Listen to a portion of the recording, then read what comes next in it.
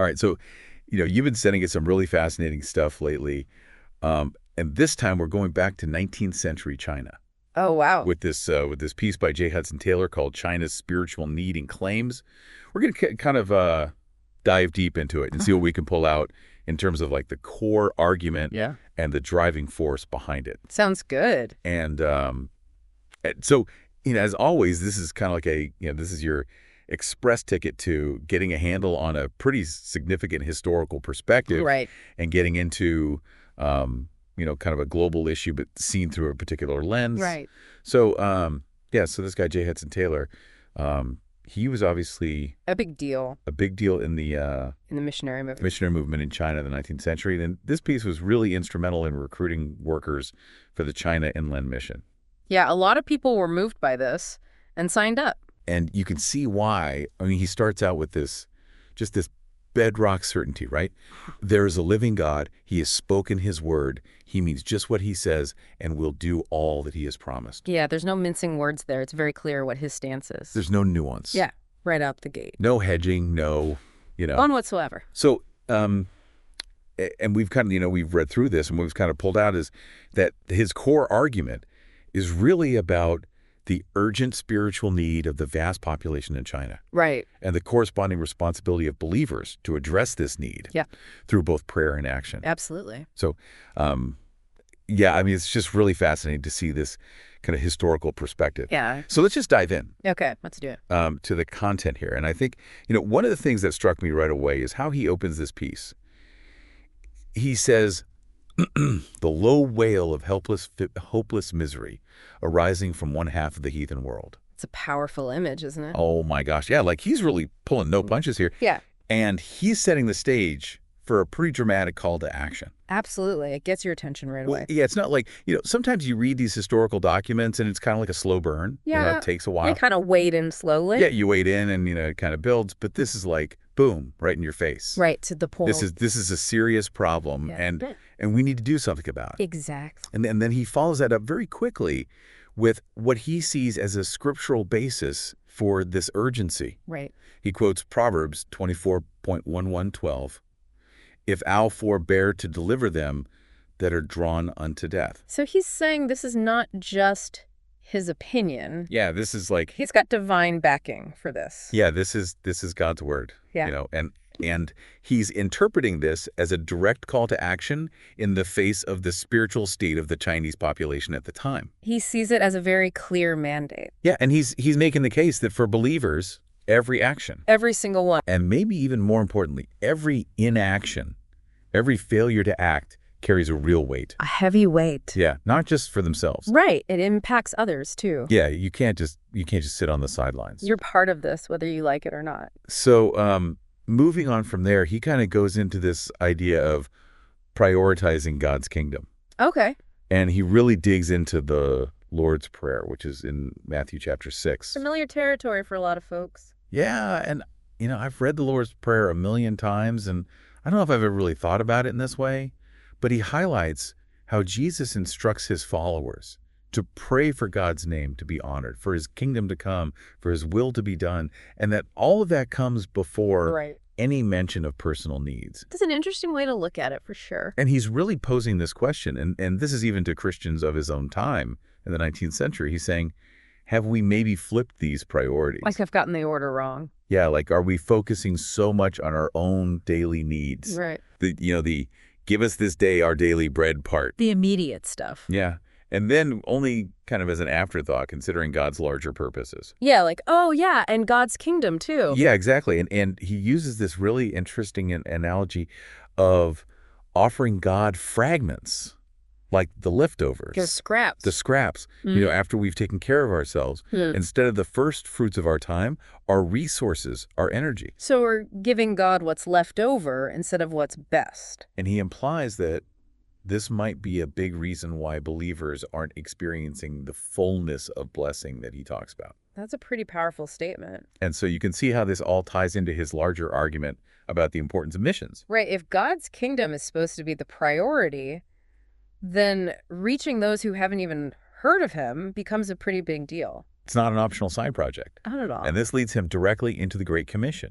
Which is That command from Jesus to go ye into all the world and preach the gospel to every creature. very familiar. Yeah, and Taylor really emphasizes this command, and then he lays out this pretty sobering reality, he's saying, that even as the 19th century was coming to a close, Right, as they were approaching the 1900s. huge areas of the globe, particularly within the Chinese Empire, Which is massive. yeah, had little to no access to what he calls the means of grace and the knowledge of salvation. It's interesting to think about that from our perspective today in a world where information travels so quickly, Yeah, like we could hardly imagine. being completely cut off like that. And what's really fascinating is how he tries to make the scale of this challenge real for his readers. Yeah, because how do you even wrap your mind around something that big? He uses these geographical comparisons that are just mind-blowing. Okay, I'm curious. He points out that the combined landmass of Manchuria, Mongolia, Okay. the northwestern dependencies, Northwestern dependencies. and Tibet, Wow.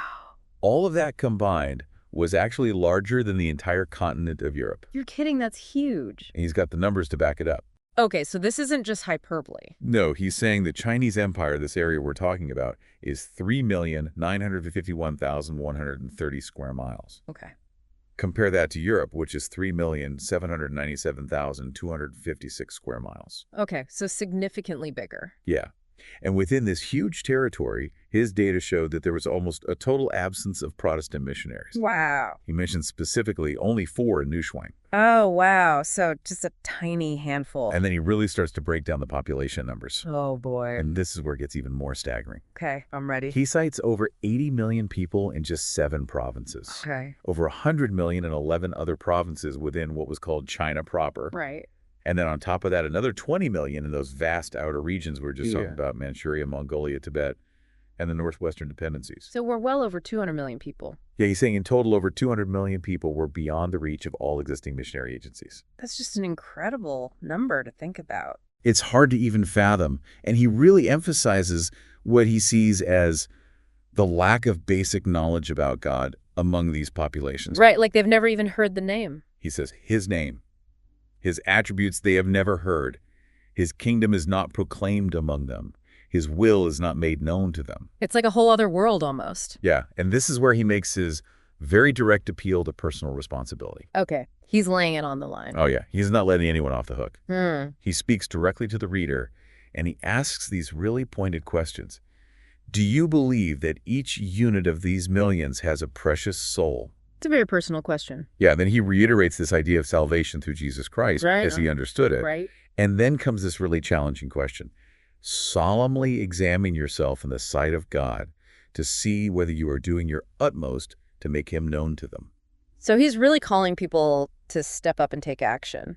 Yeah, it's a very demanding call to action. And, in fairness to Taylor, he does acknowledge that the efforts made up to that point had seen some success, according to him. He wasn't saying that nothing had been done. Right, there had been some progress. But he very quickly turns back to the immense need that still remained. Of course. Even in provinces where some missionaries were present, he says there is still an overwhelming multitude altogether beyond the sound of the gospel. Still so much work to do. Yeah, and then he emphasizes the size of those other 11 provinces in China proper, and he uses these comparisons to really drive the point home. Give it an example. Okay, so he says the smallest of these provinces was still larger than Burma in terms of population. Wow. And the average province had a population roughly equivalent to Scotland and Ireland combined. That's incredible. And then, of course, he circles back to that almost total lack of missionaries in areas like Tartary and Tibet. Which were vast and sparsely populated. Yeah, and all of this builds to this incredibly passionate plea from him. Yeah, he really pours his heart into it. He asks, shall not the eternal interests of 1/5 of our race stir up the deepest sympathies of our nature, the most strenuous efforts of our blood-bought powers? He's appealing to their sense of duty and compassion. And then he brings back that powerful question from the beginning. Shall not the low wail of helpless, hopeless misery pierce our sluggish ear and rouse us spirit, soul, and body to one mighty, continued, unconquerable effort for China's salvation? Wow, that's a mouthful. I know, right? And he even references the parable of the unprofitable servant. Oh, yeah, as a warning against inaction. Exactly. Like, this isn't a suggestion, This is a serious matter with serious consequences. High stakes. Yeah, and he quotes scripture about keeping Christ's commands and freely giving what you've received. Right, it's not enough to just hear the message, you have to share it. Yeah, and at the heart of all of this is this really strong emphasis on prayer and faith. Yeah, absolutely. He believed that. Simply thinking about these facts Yeah, just letting it sink in. should lead to this heartfelt prayer, Lord, what wilt thou have me to do? He's talking about seeking guidance. Yeah, and he had this unshakable conviction that God would answer that prayer. He believed in God's power to act. Yeah, he quotes passages that emphasize that God's power is there, his attention is there, and he's encouraging believers to ask and receive. That's a key part of his message. And he even talks about the blood guiltiness of those who neglect to avail themselves of it, prayer for the benefit of the perishing. That's pretty strong language. Yeah, he's really driving home the seriousness of this. And he brings back Proverbs again in this context. So it's all connected. Yeah, it's all tied together. Yeah. And it's important to remember that this wasn't just theoretical for him. Right. This is his life's work. Yeah, he explains that these were the very considerations that led him in 1865 to call for 24 European and 24 native evangelists to join the mission. So he put his money where his mouth was? Exactly, and he makes it clear that this wasn't a one-time thing. His conviction just kept getting stronger. So he was in it for the long haul. Oh, yeah, and he calls for Yeah. many more laborers. Yeah. He knew it would take a huge effort. And he even shares these personal stories of what he believed were direct instances of God's intervention and provision in response to prayer. Like what kinds of things? He talks about storms being calmed, hostile individuals being influenced, the sick being healed, Wow. the mission's financial needs being met, and even new workers being raised up. So he saw God's hand in every detail. And he points to the fact that by this time, their work had expanded to 14 out of the 18 provinces he mentioned. So there's tangible progress. Yeah, but then he brings it all back down to earth with his table that really illustrates the scale of the need. Okay, let's see it. It lays out the population of each of the 18 provinces of China, proper, alongside the number of missionaries that were present as of March 1887. Okay. And the ratios are just mind-blowing. Give me an example. So, for example, the province of Jiangxi had an estimated population of 15 million people 15 million. and only 12 missionaries serving there. Oh my goodness. That's one missionary for every 1,250,000 people. That's hard to even comprehend. Yeah. And as Taylor points out, that's a population larger than that of New York City at the time. Wow. And it's not just Jiangxi Hubei had over 20 million people and just 43 missionaries. That's unbelievable. And Guizhou had 4 million people and only 2 missionaries. 2 missionaries for 4 million people. That's just... I know, it's really hard to wrap your head around it. He uses these comparisons to populations of well-known cities and countries to really emphasize how huge the disparity was. Yeah, he wants to make it impossible to ignore. Exactly. He wants his readers to understand that these aren't just abstract figures on a page. Sure, these are real people. Yeah, and according to his beliefs, these were people living and dying without access to the message of salvation.